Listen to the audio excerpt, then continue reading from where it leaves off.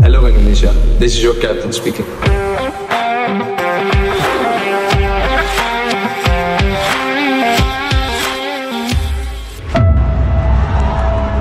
Di balik setiap kemenangan timnas Indonesia, ada sorak-sorai, ada bendera yang dikibarkan tinggi, ada tangis haru yang membasahi mata pendukung setianya.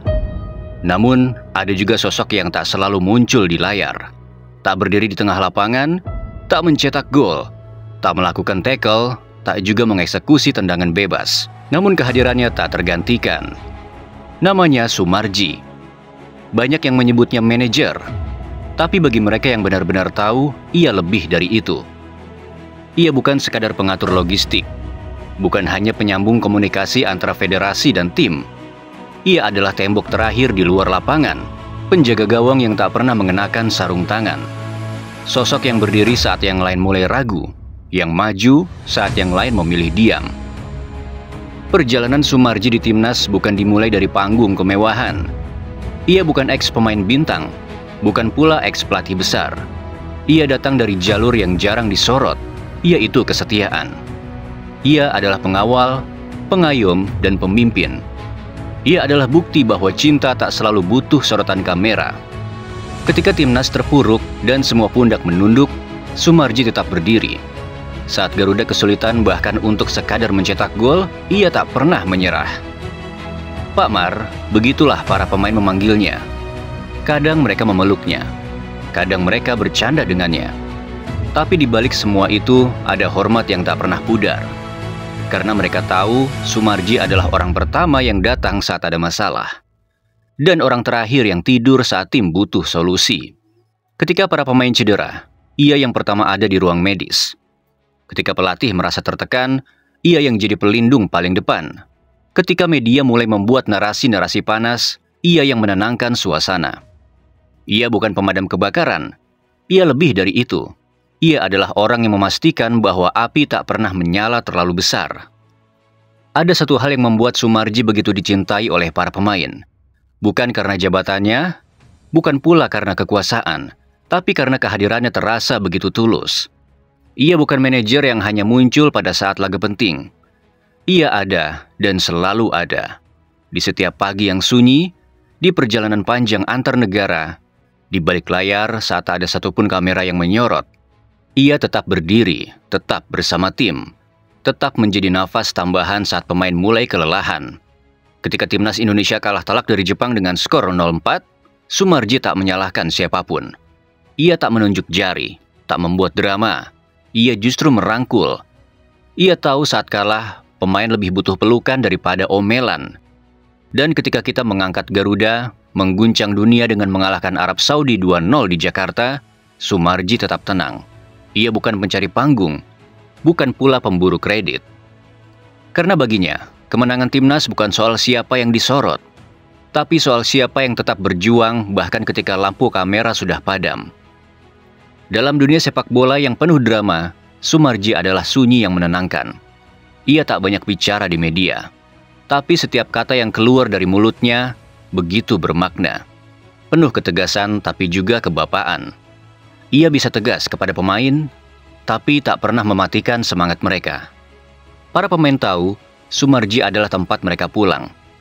Ketika mental mulai goyah, ketika tekanan mulai menyesakkan, ketika mereka tak tahu harus bicara pada siapa, disitulah Soemarji berdiri, dengan pelukan hangat dan mata yang penuh pengertian. Ia bukan sekadar manajer, ia adalah pagar yang menjaga agar Garuda tak terbang terlalu tinggi hingga lupa daratan. Dan juga agar Garuda tak jatuh terlalu keras saat diterpa badai. Ia tahu kapan harus marah dan kapan harus diam. Ia tahu kapan harus melindungi dan kapan harus melepaskan. Ia tak selalu benar, tapi ia selalu ada. Dan kadang, ia adalah hal terpenting yang bisa dimiliki oleh sebuah tim. Dari stadion-stadion kecil di ASEAN hingga ke panggung Asia yang lebih megah, Soemarji tetap menjadi orang yang sama. Tak berubah karena sorotan. Tak goyah karena tekanan. Ia tahu pekerjaannya bukan untuk dipuja, tapi untuk memastikan bahwa Garuda tetap terbang dengan kepala tegak dan hati menyala.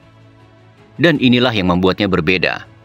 Di tengah federasi yang kadang penuh kebingungan, di tengah supporter yang kadang terlalu keras menuntut, Di tengah harapan bangsa yang begitu besar, Soemarji adalah jangkar, penjaga keseimbangan, sosok yang memastikan timnas Indonesia tak karam meski ombak datang dari segala arah.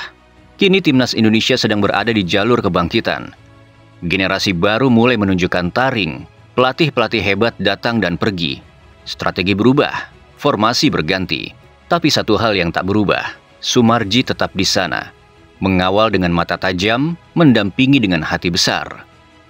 Ia adalah simbol kesetiaan, simbol dedikasi, simbol bahwa cinta kepada negara tak harus lewat gol, tak harus lewat sorakan, tapi lewat kehadiran yang tak pernah absen, lewat kerja yang tak selalu dilihat, tapi selalu dirasakan.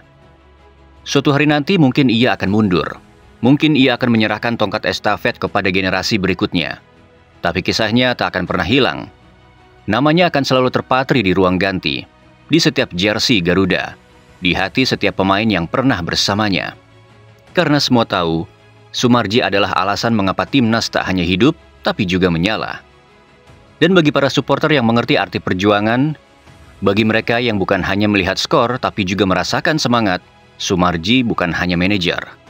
Ia adalah nyawa yang menjaga api Garuda tetap berkobar. Tak banyak yang tahu, di balik kemenangan-kemenangan itu, ada malam-malam panjang yang dilalui tanpa tidur. Ada panggilan telepon yang harus dijawab saat fajar baru saja menyingsing.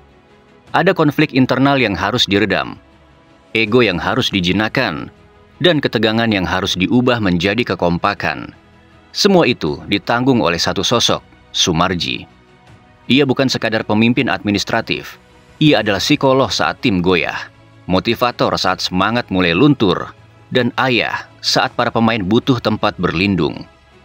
Namanya Soemarji, sang penjaga, sang pelindung, sang roh yang membuat timnas tetap bernyawa. Tapi bukan berarti jalannya selalu mulus. Tak sedikit pula yang meragukan langkahnya, yang mencibir ketika ia terlalu emosional di pinggir lapangan, yang menyebutnya terlalu keras atau terlalu ikut campur. Namun justru di situ letak kekuatannya. Soemarji bukan manajer yang hanya duduk manis di bangku kehormatan. Ia hidup bersama tim, merasakan setiap detak jantung pertandingan, setiap bentakan peluit, setiap ayunan kaki, seolah dirinya pun sedang ikut bermain. Dan jika ada satu hal yang tak bisa disangkal, itu adalah rasa cintanya pada tim ini. Ia bisa saja memilih untuk diam, untuk menjaga citra, untuk bermain aman demi karirnya. Tapi Soemarji bukan tipe yang seperti itu. Ia memilih untuk bersuara, untuk memperjuangkan, untuk menjadi bapak meskipun kadang menjadi bapak artinya harus siap dibenci. Kita masih ingat betul di SEA Games 2023 lalu, saat laga final melawan Thailand berubah menjadi laga penuh emosi. Saat supporter dibuat was-was oleh insiden-insiden panas di pinggir lapangan. Saat ofisial timnas diserang secara fisik oleh lawan, dan semua seperti kehilangan kendali. Soemarji berada di tengah-tengah kekacauan itu. Bukan untuk memprovokasi, tapi untuk melindungi. Di tengah adu dorong, di tengah suasana yang bisa saja berubah menjadi tragedi, Soemarji tetap berdiri. Menerima pukulan, menahan amarah, bukan demi dirinya, tapi demi menjaga nama timnas Indonesia. Ia tahu setiap tindakannya adalah cermin dari bangsa ini. Dan meski tubuhnya memar, ia tetap memeluk para pemain usai peluit panjang berbunyi. Karena kemenangan malam itu bukan hanya soal medali emas, tapi soal martabat, soal harga diri, soal pembuktian bahwa Indonesia bisa menang tanpa kehilangan kepala. Hubungan Soemarji dengan para pemain naturalisasi juga bukan basa-basi. Ia bukan hanya menyambut mereka sebagai bagian dari skuad, tapi sebagai bagian dari keluarga. Saat Sandy Walsh, Jordi Amat, hingga Jay Itzes tiba untuk pertama kalinya, Soemarji adalah orang yang memeluk mereka paling awal. Menyapa mereka dengan bahasa campur aduk, tapi penuh ketulusan. Selamat datang, ini rumahmu sekarang. Bukan hanya tim, tapi sebuah keluarga. Dan sejak saat itu, tidak ada jarak. Mereka bukan hanya pemain luar yang telah dinaturalisasi. Mereka menjadi Garuda dengan darah, peluh, dan air mata yang sama. Itulah mengapa di setiap kemenangan, nama Soemarji selalu terucap dalam bisikan syukur para pemain. Bukan karena ia memaksa, tapi karena mereka tahu di balik ketegasannya ada cinta yang dalam, ada doa yang tak pernah berhenti. Bahkan para pelatih pun merasakannya.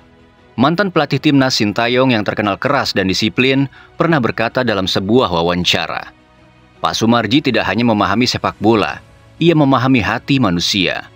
Dan kalimat itu benar, karena Soemarji tak hanya mengurus jadwal latihan atau akomodasi. Ia mengurus rasa, menjaga semangat, memastikan bahwa setiap orang di tim ini merasa berarti. Kini Indonesia kembali menatap mimpi besar, lolos ke Piala Dunia. Sebuah impian yang dulu terasa mustahil, kini mulai masuk akal. Dan jika suatu hari kelak, timnas Indonesia benar-benar menginjakkan kaki di panggung terbesar dunia, jika Garuda benar-benar terbang ke langit tertinggi di Qatar, Amerika, atau dimanapun itu, maka nama Soemarji akan menjadi bagian dari sejarah itu. Bukan di papan skor, bukan di starting 11, tapi di ruang ganti, di balik layar, di hati para pemain, dan diingatan para supporter yang tahu bahwa kejayaan tak lahir dari bakat semata, tapi dari kerja keras, ketulusan, dan semangat satu orang yang bersedia menjaga nyala api, bahkan saat nyaris padam. Dan selama Soemarji masih ada di sana, di sisi lapangan, di belakang kursi pelatih, di antara pelukan pemain dan cemasnya staf, kita tahu satu hal yang pasti, Garuda tidak sendiri. Ia punya penjaga, punya pilar, dan ia punya Soemarji. Dan selama itu pula, semangat ini tak akan pernah mati.